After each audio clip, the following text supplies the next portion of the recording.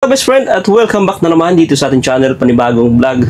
At syempre panibagong request na naman ang sasagutin natin ngayon. So may mga nag-request sa atin na naman panibago. Kung talaga bang malawak itong trek na to at pwede ba talagang humiga yung tao dito sa loob ng trek na to, mga ka-best friend. Ngayon, para talagang kayo ay maniwala, ay susukatin natin ngayon gamit itong pulgadera o measure, no? So ayun mga ka-best friend, sasagutin natin yung tanong nyo kung pwede ba talaga makatulog ang tao dito sa loob ng trike. Ayun mga ka-best friend. At susukatin natin to guys, no? Okay mga ka-best friend, susukatin na natin tong trike, no? Gamit itong ating measure o ano. So ayun mga ka-best friend, ang trike natin ay meron siyang lapad na 45. Ayan yan. Kulang-kulang siya ng 4 feet yung kanyang haba, o meron siyang 110 cm. So napakalawak na mga ka-best friend, at yung kanyang haba 110 cm ang lapad, at yung haba niya guys, no, ito, simula tayo doon hanggang dito. So wala tayong cameraman. Ito meron siyang ulit yan, meron siyang haba na 160 cm. So mahigit siya nasa mga isang metro and mahigit kalahati. So 1 metro at mahigit kalahati yung kanyang haba. At yung feet pala, sorry, yung feet niya ay nasa mahigit 5 feet yung haba niya. So yan, ganito ka lawak o kahaba itong trike na ito mga ka-best friend. Ayun mga ka-best friend, dahil nga sa request ninyo ay medyo madaling kasi ngayon so kahapon na kasi, dahil nga sa request ninyo ay kukuha tayo ng sample na bata and yung isa. So kung nakasya sila dito sa loob mga ka-best friend, so susukatin natin, try natin silang dalawa kung kasya dalawang bata dito, na isang malaki at isang maliit. Okay mga ka-best friend, so ibababa natin itong ating upuan.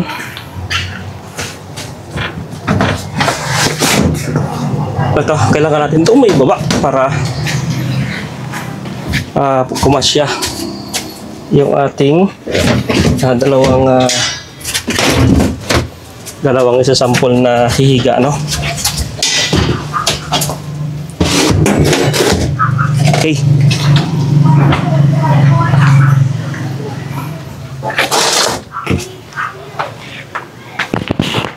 Okay guys, ayan mga ka-best friend, nandito na si Milka, yan, at si Hana.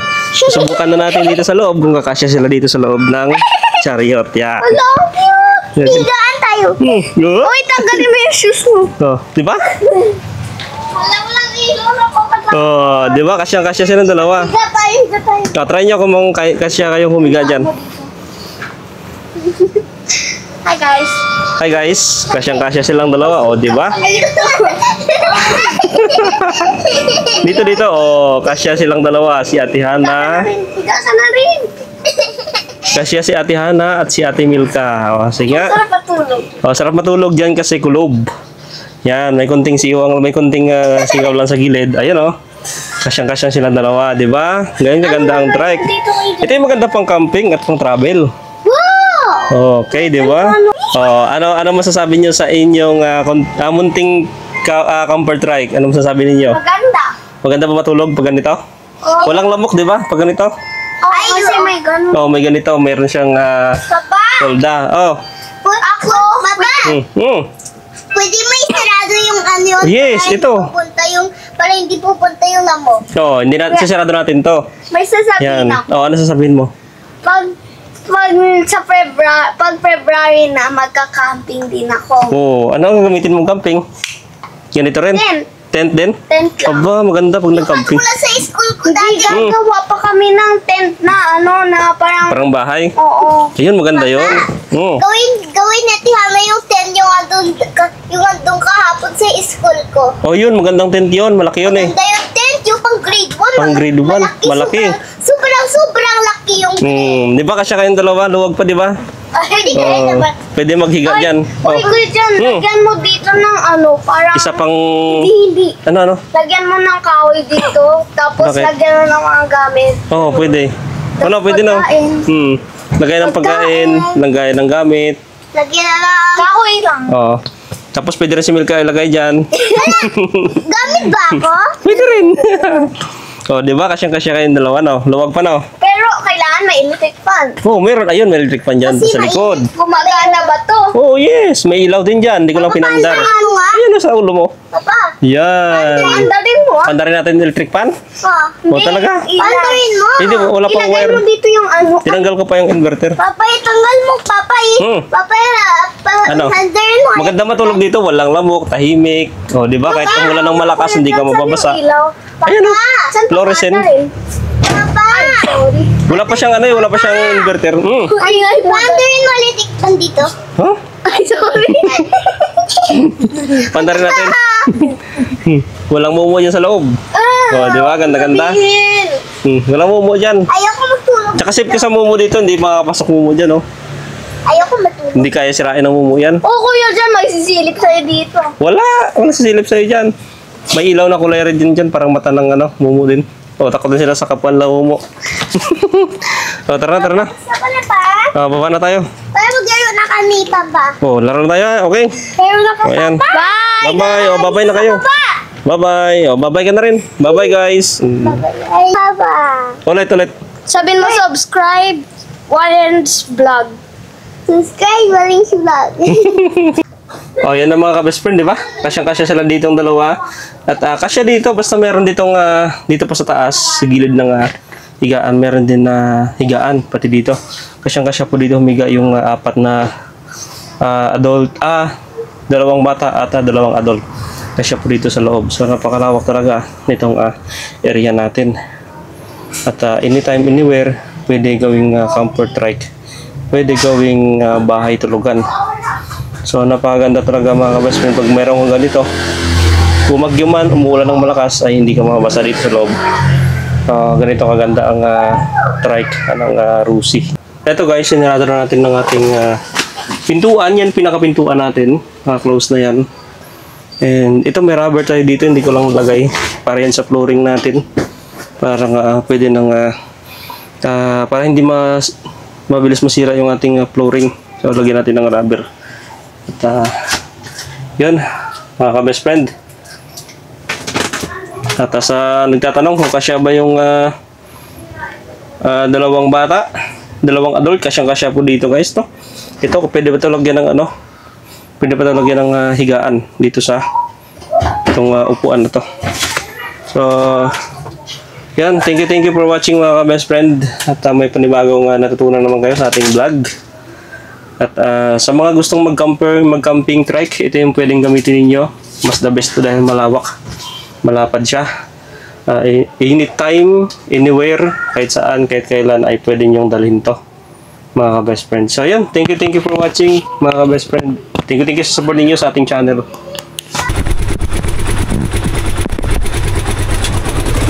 Yun guys, bumabagyo at umuulan na dito sa Cagayan. Dito sa Tuguegarao City, ang lakas ng hangin dito. Pero safe na safe tayo dito sa Chariot. Gawa ng merong cover sa gilid mga ka-best friend. Meron tayong panalag sa gilid, kaya hindi tayo mababasa dito guys, no? Itong dala na gamit natin ngayon, ito ang Rusi Chariot na cargo type. Uy! Lakas ng ano? Para tayong pabalid, lakas ng ampas ng ano ng hangin.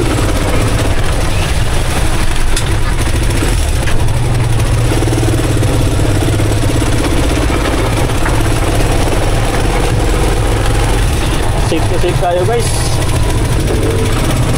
Bahala na si Bagyong Nando dyan. Basta ako, hindi ako mababasa dito sa loob ng trike natin. Grabe, lakas ng hangin, no?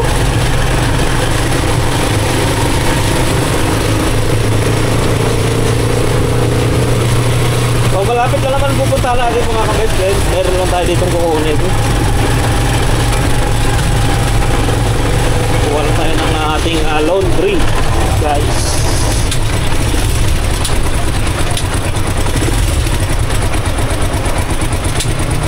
Yun. Tinted kasi yung ating windshield kaya medyo madilim.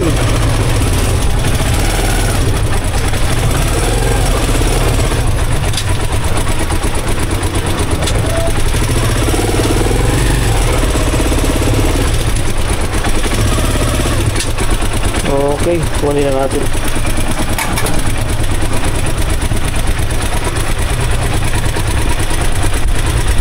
Ito kasing maingay, so dapat lalagyan natin ito ng tela. Maingay itong ating ano. Ito ba yung ating lagay ng tools. Nagwawala.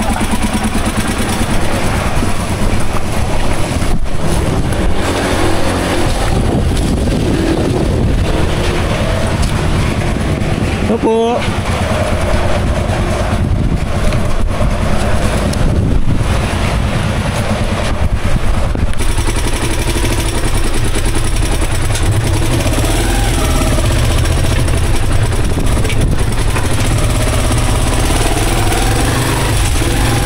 Yun mga ka-best friend. Pauwi na tayo guys. Napakalakas na ng ulan dito.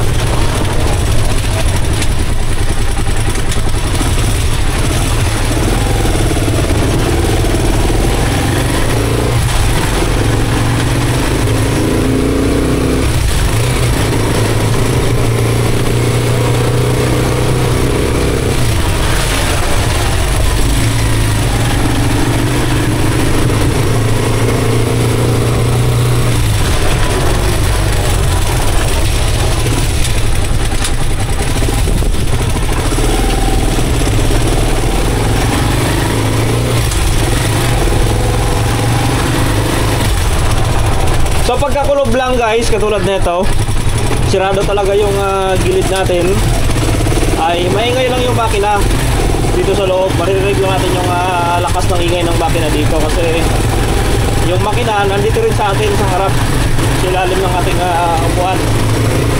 Kaya ayun, maingay.